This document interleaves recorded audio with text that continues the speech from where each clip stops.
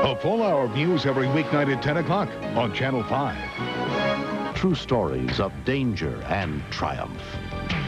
He squatted down below me and held on to it, and I pushed it over. Down below!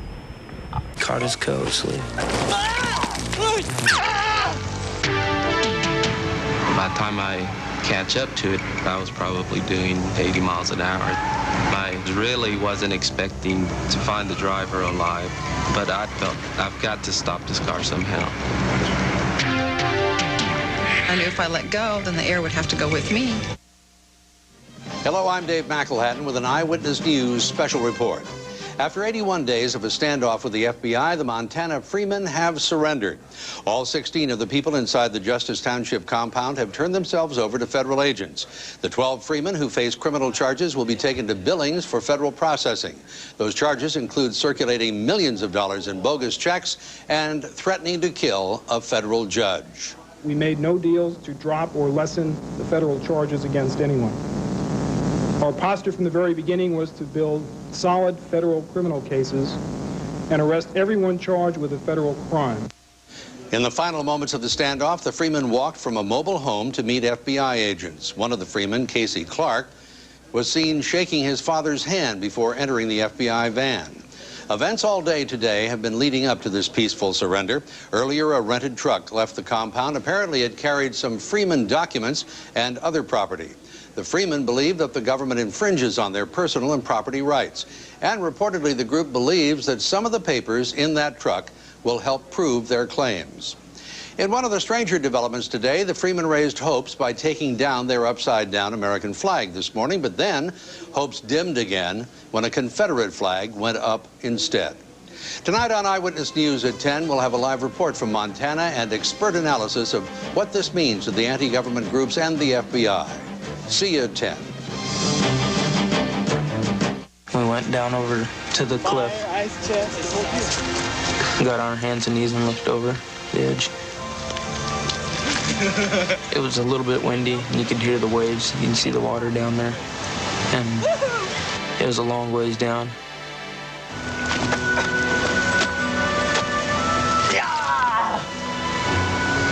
And we started throwing rocks off. And we got bored of that, and we were about to go. And Steve said there's a big log over in the brush. Oh man, this thing's big. I hope nobody's down. Okay, we're gonna have to really heave it so it bounces, all right? He squatted down below me and held on to it, and I pushed it over. Look out down below! It caught his coat sleeve.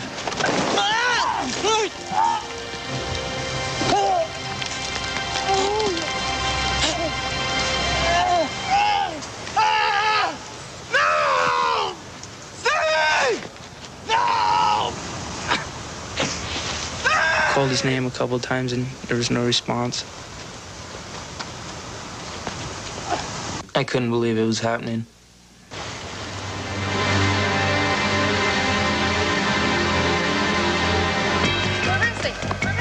The drop to the water is about 20 stories. We are taught that at 3 stories, it's rare that they survive.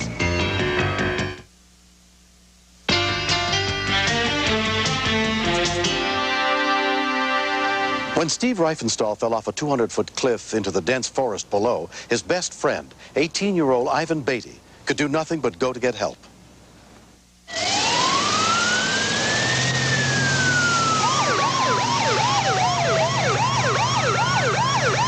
Dave! Can you hear me? I felt kind of helpless because I was at the top and I couldn't get down to him. And there was no way I could help him. Clallam County Volunteer Fire Rescue Units responded, including EMT Donna Johnson. The drop to the water is about 20 stories. We are taught in our schooling that at 3 stories, it's rare that they survive. Sheriff's Detective Matt Dalton took charge at the scene. I had to watch for several moments before I could really see any movement, and I had to study it to be sure that it wasn't something that I was just wishing for. But after watching, I was sure that he was still alive at that time. It'll take a little bit of time, but we want you to stay awake. The first thought that everybody there's thinking of and trying to figure out is, how are we going to get to him? Right here, Dano. There was a trail that went down to the general area. So I grabbed a couple of the volunteer firemen and asked them to go down the trail to see if they could render some medical assistance, because he was going to obviously need it relatively quickly after such a fall. The first search and rescue worker to arrive, who was trained to rappel, was 73-year-old Art Judd. I've been in search and rescue for 6 years. Before that, I was a volunteer fireman for 37 years. Before that, I was a paratrooper. Art's an amazing man, and I didn't really think twice about it. I knew Art would handle it. Here's a man that's in incredible shape for his age. You know, he found the fountain of youth somewhere in the past and neglected to tell anybody else about it. A Coast Guard helicopter arrived with rescue swimmer Chris Kemper on board. We had to get the helicopter extremely close to the cliff in order to lower me down, and that was very dangerous getting in there. And Art rappelling down the cliff was very dangerous just because of being basically an overhang and a sheer face. So it was pretty dangerous for everybody involved.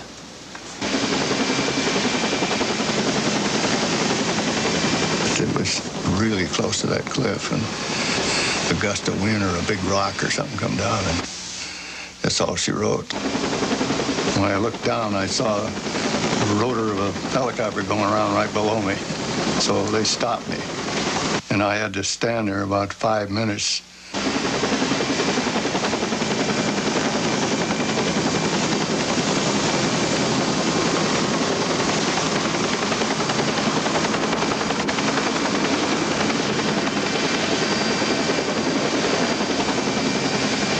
As soon as I hit the ground, I noticed that Dan and Donna were there, and I pointed in the general direction that I thought he was. 20 more feet, Dano! 20 feet!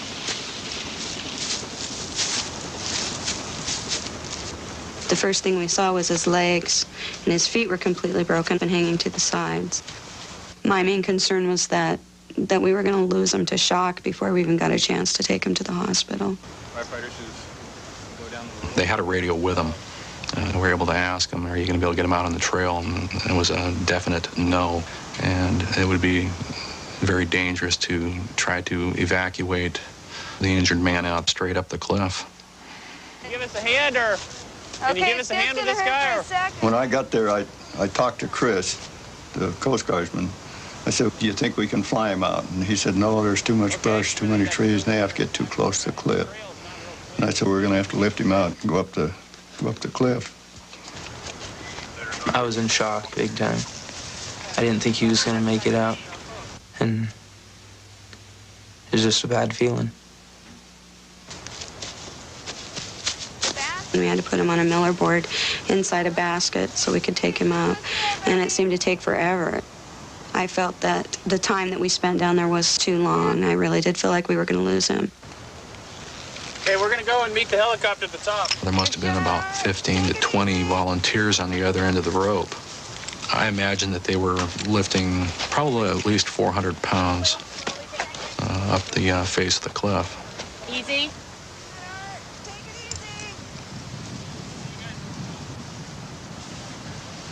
Art didn't have anything to put his feet on, to push off with anything. He was just completely hanging in free air. And so they'd oftentimes have to wait for the spinning to stop before they would pull again. You guys got to get a hold now.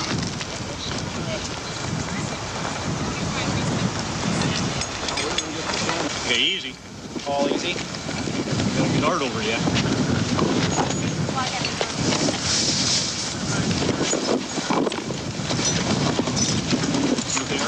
When he came over the top, I was really concerned because I didn't see him moving or talking.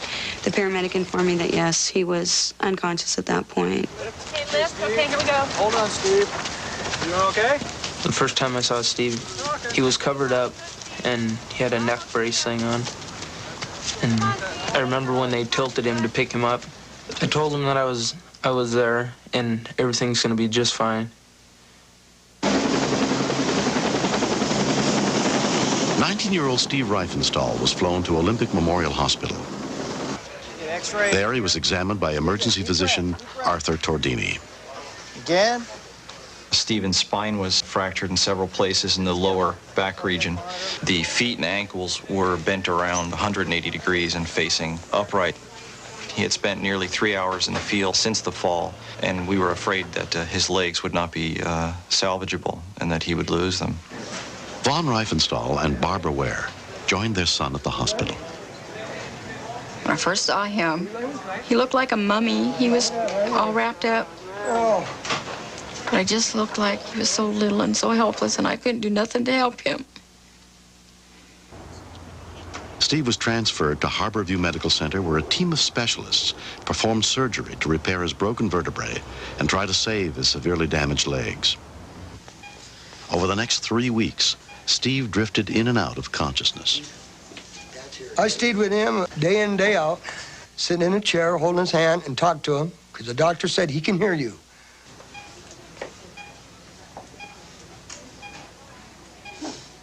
I just kept saying, Stephen, if you can hear me, squeeze my hand, Stephen, and he wouldn't.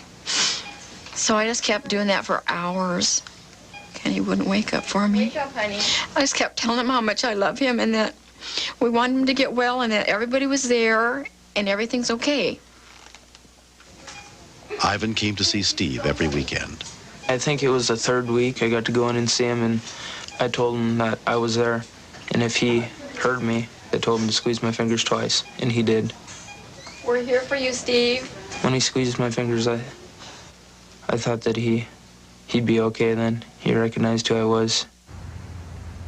Steve was moved to a rehabilitation center to begin the painful process of learning to walk again, under the guidance of physical therapist Brett Nelson. First steps, all right? Yep. Steve was always motivated during his stay here, and in fact, sometimes we had to slow him down because he was real anxious to get out of bed and get moving and get back home. 1, 2, 3, up. I mean, I owe everything to the doctors, the rescue crew, the Coast Guard for saving my son's life. Look at my son now. He's walking for legs that should have been amputated. And his feet are just, oh. It's unbelievable. 6 months have passed. Doctors expect Steve will soon be walking without crutches. They say that if Ivan wouldn't have hung on to me, that I probably wouldn't have landed on my feet. And if I wouldn't have landed on my feet, I probably would have died. So I think I was really lucky. And I also think that I must have purpose for life to be saved.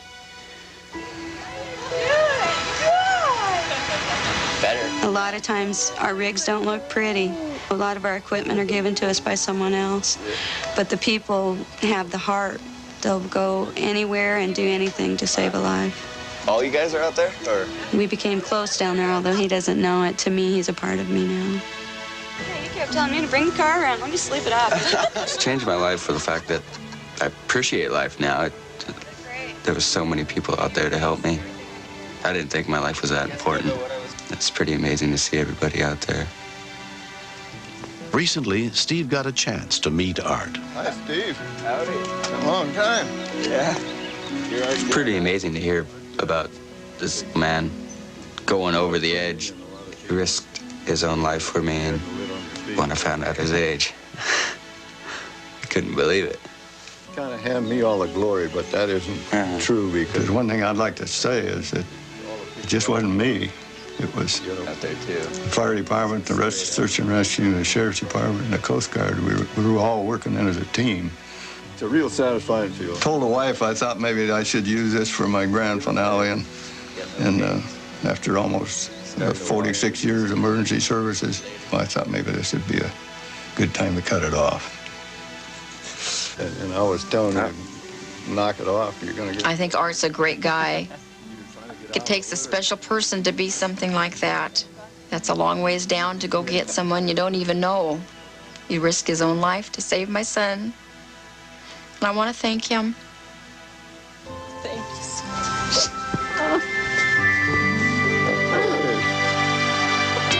Next. I knew if I let go, then the air would have to go with me, and she wouldn't have anything.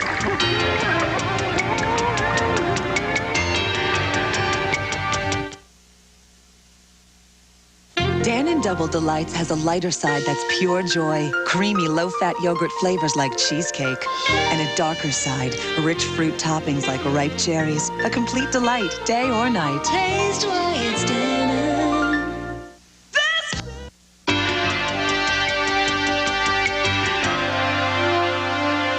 Tanya Paws was just 13 when she left her mother Carol's house in California to spend the summer with her grandparents in Muncie, Indiana. A certified diver, Tanya decided on July 28, 1991, to go scuba diving in a quarry, which she had never done before.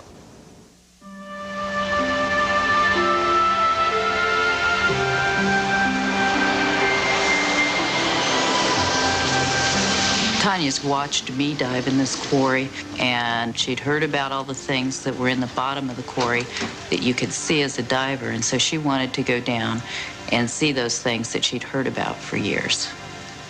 Tanya's grandparents, Dick and Miriam Handley, accompanied her that day. Bye, be careful. So she's a sweet little girl. We're not on the same wavelength all the time, but that's to be expected. She knows we love her, and we know that she loves us.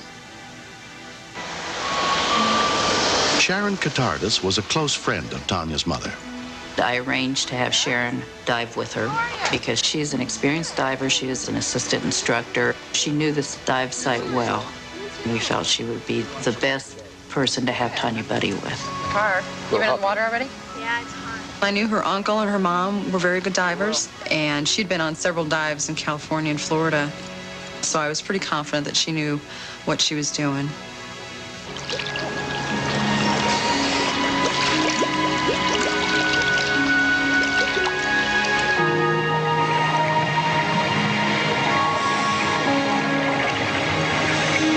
Visibility's not that great, and it is very cold. But when you're landlocked and there's not a beautiful ocean or anything else to go diving in, and you love to dive, you're going to go diving in what you have available.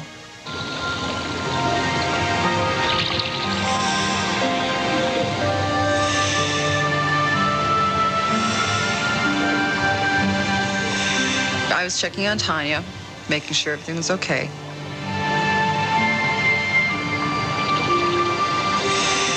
She controlled her buoyancy very well, so she seemed pretty comfortable at that point.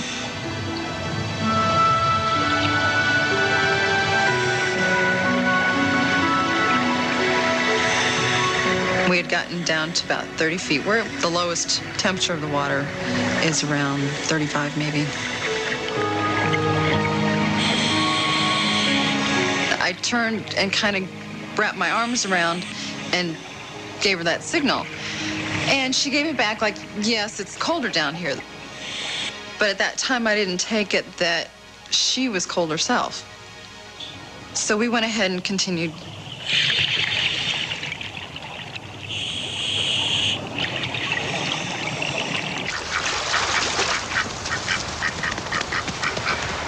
I had a premonition that Tanya should not dive. And I felt so strongly about it that we called her mother and said, I just don't feel comfortable doing this. We don't want to have this responsibility. We had a lot of phone conversations back and forth, and I said, go ahead and let her. I'm giving her my permission. If anything happens, it'll be my fault. I won't blame you.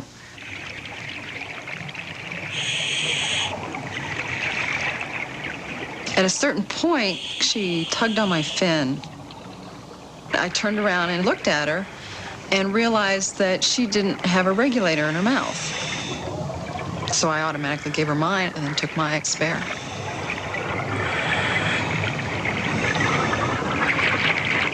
I looked over her shoulder and tried to find out what was wrong, where her regulator went to.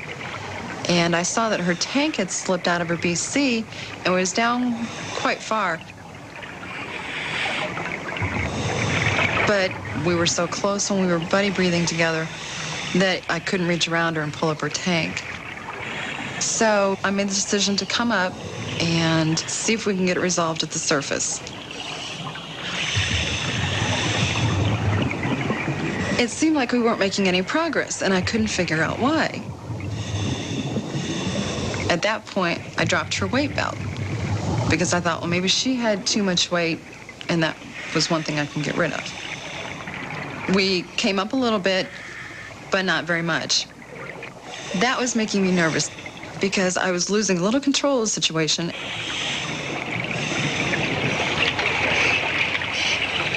At that point, I dropped my weight belt, thinking that maybe I was overweighted. As I started to float towards the top, I was losing my grip on her because she wasn't coming up.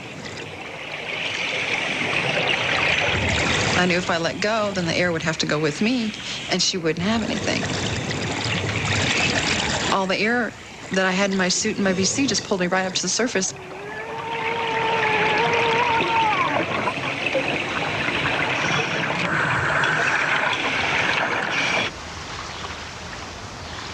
As I stood on the shore looking out past the dock, I couldn't see any movement on the water itself, and then all at once, this helmet appeared. Call 911. Tanya's on the bottom. Miriam, call 911. I had everything working against me. I had no weight belt, I had all that buoyancy, and exhaling all my air is about the only thing I could do to help me get down and really fight and swim and kick to get back down to her. I was feeling guilty that I couldn't get her up to the surface safely the first time.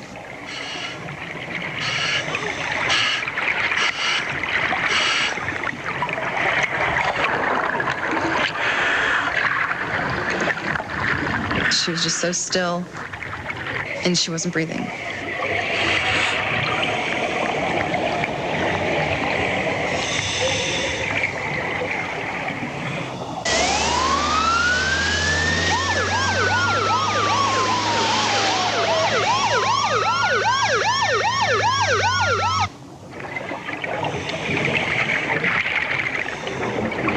I was very scared. I just wanted to get her up and out of there. But if you come up too fast and you're not breathing, you could blow a lung very easily.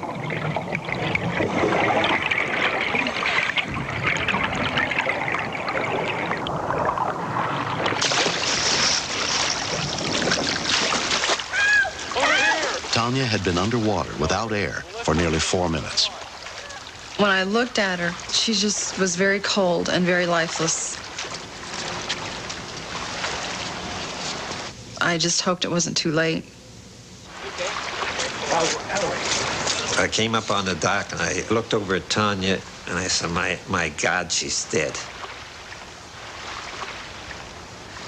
And then I remembered this one instructor. He said, give him air, give him air, give him air. I was emotional, and I knew I had to give her the air, at least give it a try. But I felt that she was gone. 1, 2, 3, 4, 5. I was getting really scared because her color was blue. She wasn't responding to anything. 2. I was just sick to my stomach. 5. I was praying like crazy. 3. God, please, please, please don't let this girl die. What do I tell her mother? 3. This girl was her life. 5. One of the first rescue workers on the scene was Delaware County EMS paramedic Mark Clark. When we checked her, she was in full arrest. Tell us what happened to somebody. Finding her coded was one of those that you go, we're behind the ball game here. And our primary concern is to do the CPR until we can get her heart started again and get her breathing. She's asystole. Can you tell me how far down you were? We were about 30 feet. When you're brought to the surface too quickly from a diving accident, air enters the bloodstream as a bubble, and that bubble can travel and cause a stroke. I've got a pulse. We needed to get her to the hospital just as quick as we could. 13-year-old Tanya Paz was taken by Parkview Samaritan Air Ambulance to St. Joseph Medical Center in Fort Wayne, Indiana. There, she was put under the care of Dr. Stephen Cole. Tanya at the scene had not only been hypothermic, meaning her body temperature had been low, she also had collapsed a lung. But the reason she came to the hyperbaric facility was to deal with the bubbles in her bloodstream.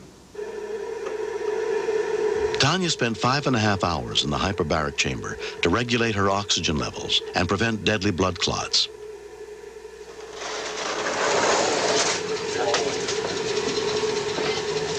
It was almost unbelievable. It was like a small submarine. I tapped on the window. Then she turned her head. Then when she moved her finger back and forth against the window, that was, I thought, was like a prayer that had been answered. I don't know about that. 4 years have passed.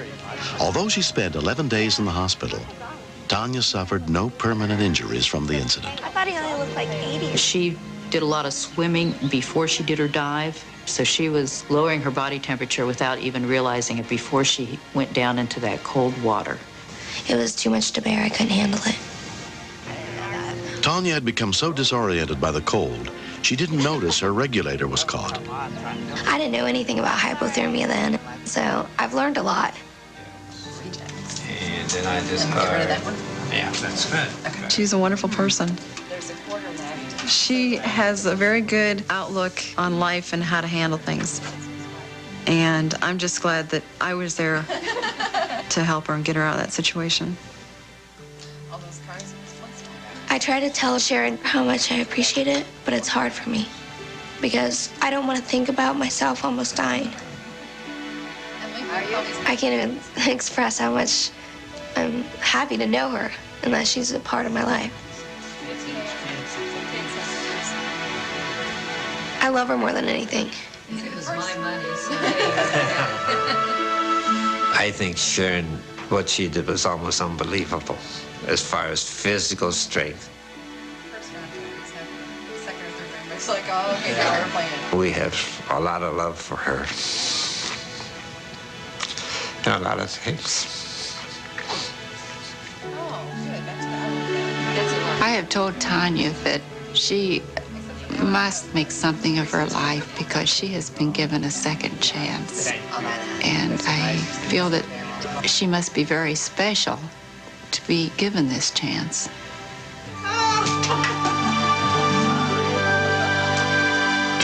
Next. By the time I catch up to it, I was probably doing 80 miles an hour. I really wasn't expecting to find the driver alive, but I felt I've got to stop this car somehow. School's out now. What to do? 96, Saturday at 6:30 on Channel 5. Report at 10.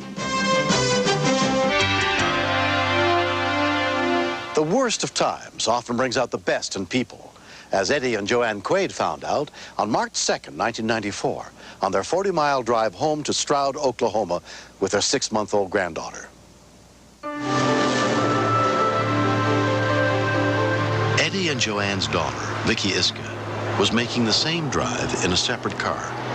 My mom and dad are really close to my kids, especially my baby, Gina. They're just typical grandparents.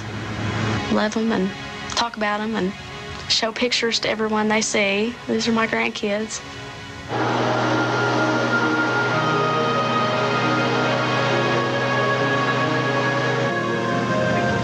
Also driving eastbound on Turner Turnpike was a semi carrying oil field storage tanks.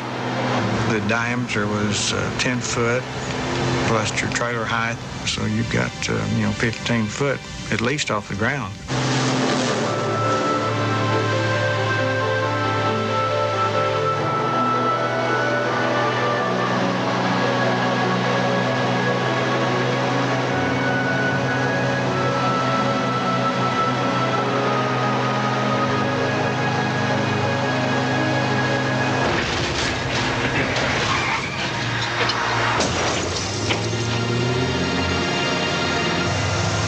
I just saw this huge explosion of dirt, and then I saw a car come out.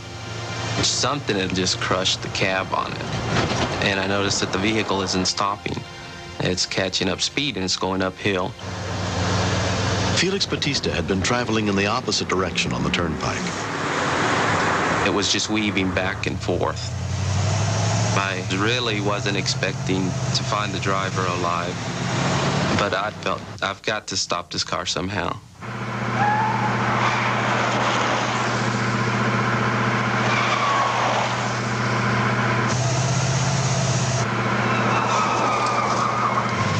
By the time I catch up to it, when we're doing 65 miles an hour, that's when my heart really started pounding.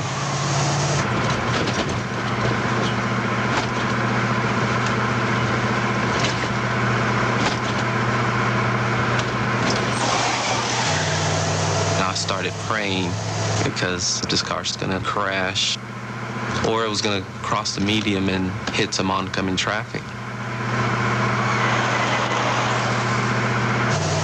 That's when I decided I need to help these people no matter what the cost.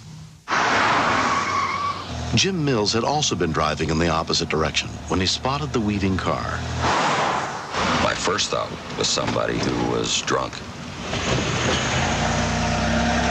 And I thought I ought to at least get a license plate.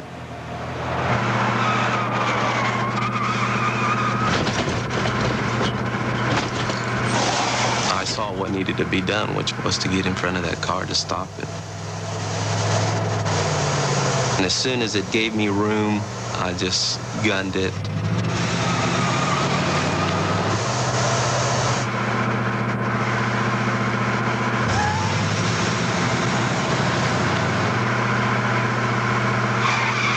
By the time I got in front of it, I was probably doing 80 miles an hour.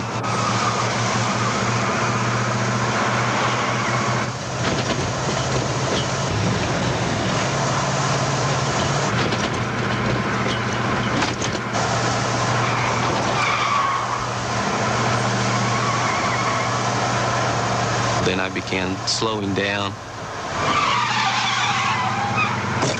The first bump was pretty good, and this was a brand new van that a company I worked for, and so I'm thinking, why did I have to have the new van? Why couldn't I have the old van? At that point, the car started rolling back toward me. And I thought the only way to stop that automobile would be to ease up into its bumper and wedge it up against my car.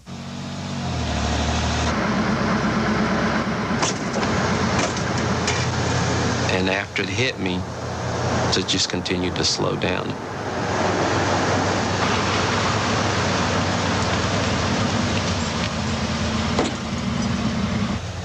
I've never seen people's brains before, but I was expecting to see a real mess.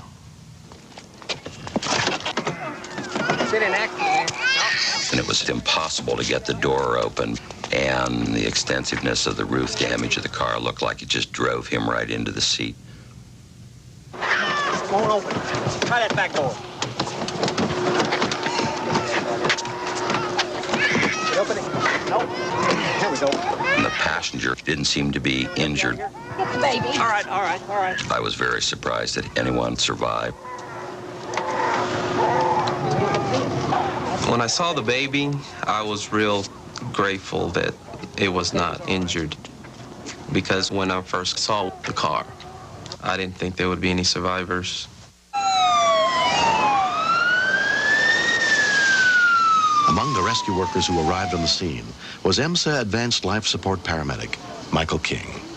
The driver of the vehicle was complaining of back pain and no movement of his legs. He didn't have any life-threatening injuries, but I did not expect him to ever walk again. We're okay, Eddie. The baby's okay. I found out later that his wife was steering it from the passenger side with one hand, trying to keep the car from crossing the center median. We're okay, Eddie. Absolutely amazing. She kept them from having a head-on collision. She's the hero in all of this. 61-year-old Eddie Quaid was taken to Mercy Health Center, where he was examined by neurosurgeon Rob Remondino. When he came in, he was almost completely paralyzed. And x-rays were taken in the emergency room, and it became pretty obvious that he had an explosion fracture in the neck. And these small pieces of bone fragment go back and squeeze or injure the spinal cord. Well, he's got a vertebrae. It's been compressed and fractured, broken. When you're told that they're in a wreck, Don't want to move. you have all kinds of pictures that flash through your head, you know. CAT scan, get a CAT scan, a special kind. I could have lost my mother, my father, and my child in one day. It was horrible. He needs to get up there pretty quick. So. The first thing that Dad said to me was, "Gina's okay." Okay. He was laying there with a broken neck, and his concern was her. Now what? To run for you. Look at surgery to reconstruct his neck.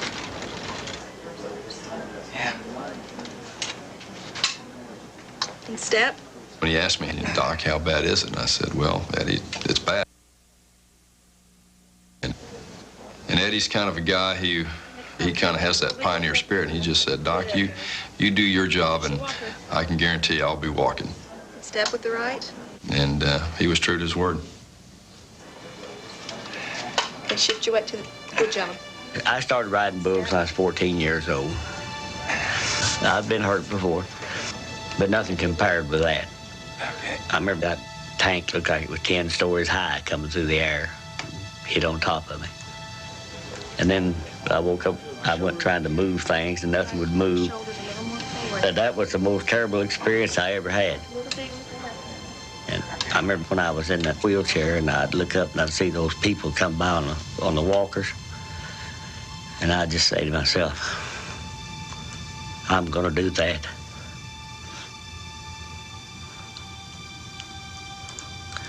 It's pretty hard to talk about, didn't think it would be. Eddie's recovery is expected to be nearly complete. Recently, he went to see Felix again. Hello, Felix, how are you? Good, how are you? Fine, I'm glad to meet you. Glad to meet you. Yeah, I've been wanting to meet you, kind of thank you. Yeah. Felix must be pretty quick. He's got to be pretty alert. He saved us all. This is my wife. Glad to meet you. Kay. I told my wife, Kay, I was like, hi, sweetheart, I'm home. I just went out and saved somebody's life today, you know. She was like, yeah, right, you're a hero. So she eventually believed me. Nice to meet you, Vicky. Most people wouldn't go out of their way, and I think they really saved all three of their lives. They're heroes to me. I never did think myself as a hero. I think anybody would have done what I did. Sure, Cutie. Most of these right along here, even older than I am. It's amazing the difference in it being a complete disaster and turning out like it did. It kind of blows your mind. Next. Iguanas are really fast climbers. By the time I reacted, she was out of my reach. Claudia?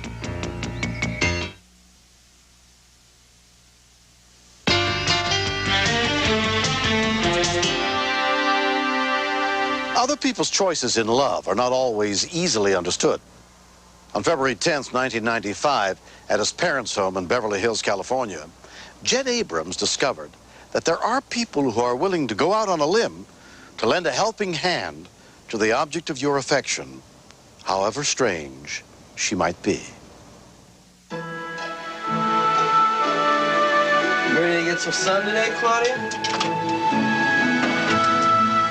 Claudia is a very friendly iguana, and I stay next to my dog. She's the most receptive pet I've had to human contact.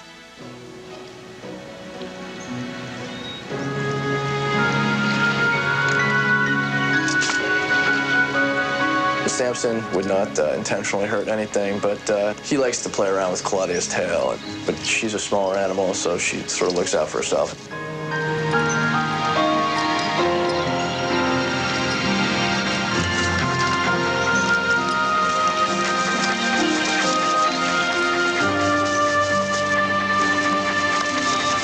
Iguanas are really fast climbers. By the time I reacted to the situation, she was out of my reach. Claudia, come here. Come here. Come on. Go back, Claudia, go back. I tried to coax her down with pieces of food, but she's happy in the trees and she didn't want to come down. I'm pretty frustrated at this point because I have a cast on and I can't climb up to her. Claudia? But it still hadn't really sunk in that this was going to be a problem. Claudia? After a couple hours, I realized that there was no way I was going to be able to get her down by myself. So I did what any lazy teenager does. I called somebody else to come help me do it. Yeah, this may sound strange, but I got my iguana stuck at the top of a tree. Initially, I called the fire department. Beverly Hills. I think they laughed a little bit and told me that the SPCA handled that sort of thing. Animal Service Officer Tori Matthews was on routine patrol 5 miles away when she got word of Jed's problem. He was a little anxious. Initially, she climbed up this one right here. He wanted to make sure that Claudia was safe and back in the house where she belonged. It's not an uncommon problem. We get animals that get up into the trees quite often. Okay, and where was the last place that you saw her? But we couldn't find her in the trees. I wonder if she moved into one of the other trees. Maybe if we go up top. And they can sit so still that you're not going to see them. Yeah, the last time I saw her, she was about, Tori, I see her? All right. She was up about 15 or 20 feet. Okay, I'm coming up. Oh, okay, I see her. I see her. Come here, little one. I got within arm's reach of the iguana, but the only thing I could actually reach was the tail. And grab a hold of her tail. What would happen? You don't want to. If there's one area of the iguana you just don't want to mess with, it's their tail. If they're upset or they're scared, if you grab them by the tail, they can actually release the tail. Try this. What I wanted to try and do was stick the putter in front of its face and hopefully make it turn around, and it would see Jed and maybe come back to where Jed was at. Come on. Can you turn? Huh? Can you turn? I'm getting nothing out of her at all, Jed.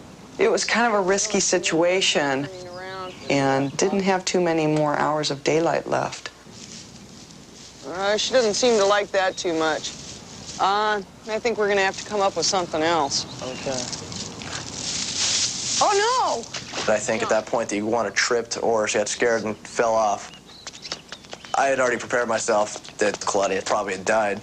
Steps, get away from the iguana. Get away from her. Come here. Get away. We both met, and what we saw was the iguana swimming around the sides of the pool. Claudia, come here. Iguanas are very, very fast swimmers. It's not one of those things where you can just jump in and catch the animal. How about a pool skimmer? You got a pool skimmer? Yeah, over in the first one on the right. All right, I'll be right back.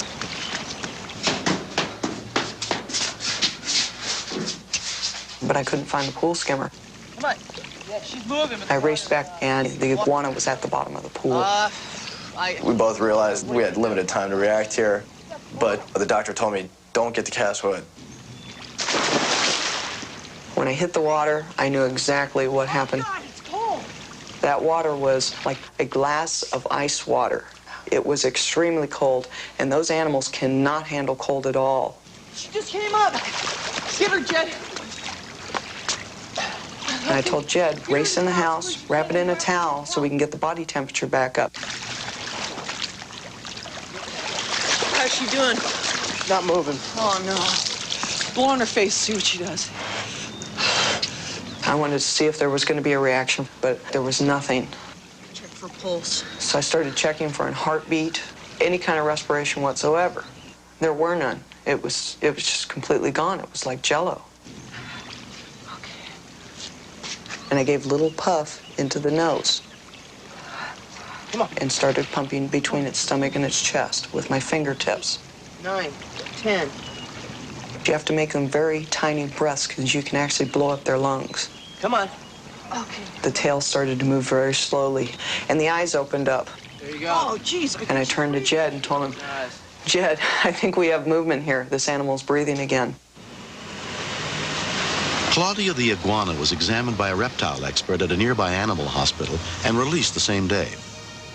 Jed now does all he can to make sure her feet remain firmly planted on the ground. Every pet out there has a unique personality. I'm not really into reptiles myself, but for Jed, he really cares about Claudia, his iguana. Tori did the whole 9 yards in terms of saving the animal, and it sort of surprised me that for a small reptile as opposed to a dog, She would jump in the pool or climb the tree. She did a great job. My new nickname at work is Lizard Lips. It does nothing for you when you're trying to get a date and guys find out about this. They just kind of smile and walk away.